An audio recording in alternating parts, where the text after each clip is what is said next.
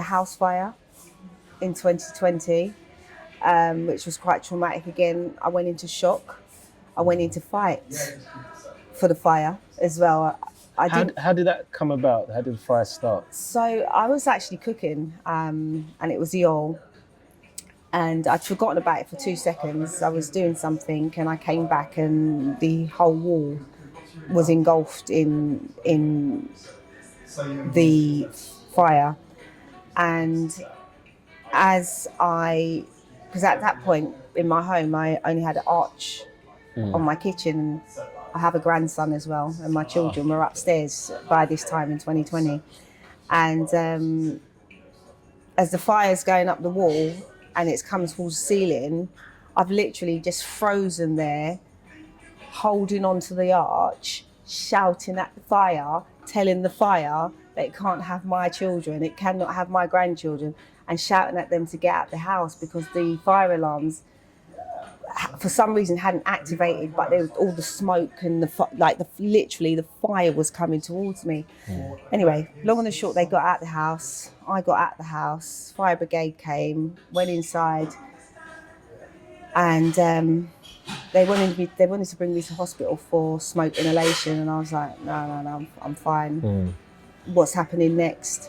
Right, get the kids in the car, get them to my mum's house. What's happening next? Get home, start sorting out within 48 hours. How did that affect the kids as well? Do you know what? My children, they have this massive trust in me. They just dealt with it like, mum's gonna sort it out because I'm that mum. Mum always sorts it out. Mum always gets through it, sort of thing. So they wasn't fazed. There was no cry because they actually thought it was a joke at first when they heard me shouting and screaming, you know.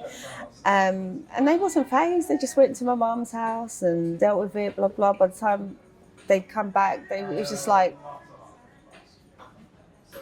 stunned. Yeah. Another day. Put it behind them. Yeah.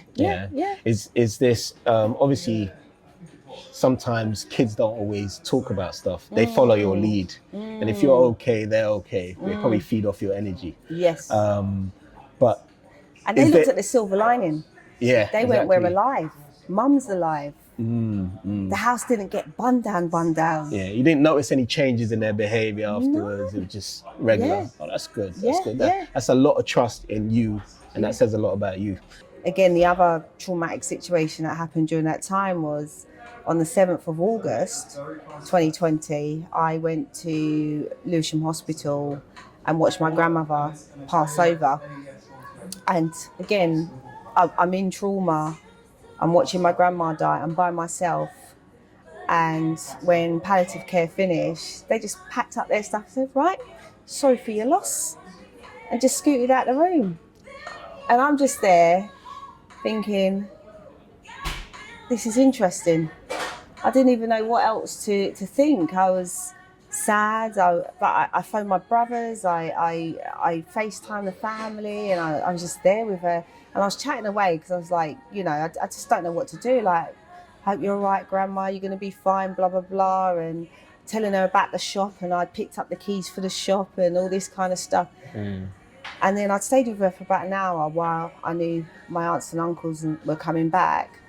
And then I started walking off the ward, and one of these, two nurses came running after me, a Filipino nurse and a black Jamaican nurse, and I'm not too good with the accent, but the black nurse, she said to me, "You all right?"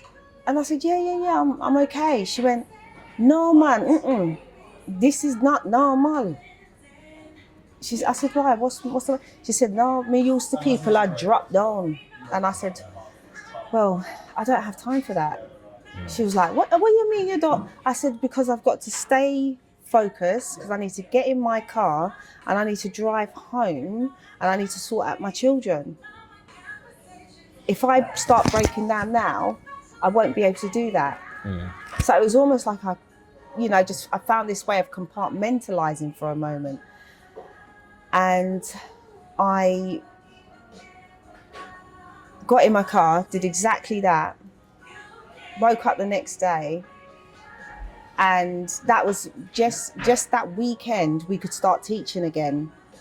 And I got in the car, taught my pupil Wow. driving lessons. So that's kind of crucial that you say that, because a lot of people, because all that trauma back to back from 2020 to 2022, there's a lot going on and you haven't had time to stop and process it. Yeah, so I still wasn't processing, because by the time I've got my pupil in the car, teaching driving lessons, now I've got keys to the shop. I've got to do project management. Shop's opening 26th of September. So I've got another target date. So that was what I was just doing. Shop, pupils, children, shop, pupils, children, tenants, this, that. And I just kept going and going and going. I do remember just before opening up the shop, so around the 21st of September, and had the funeral for my gran, and I cried for 5 days. 5 days.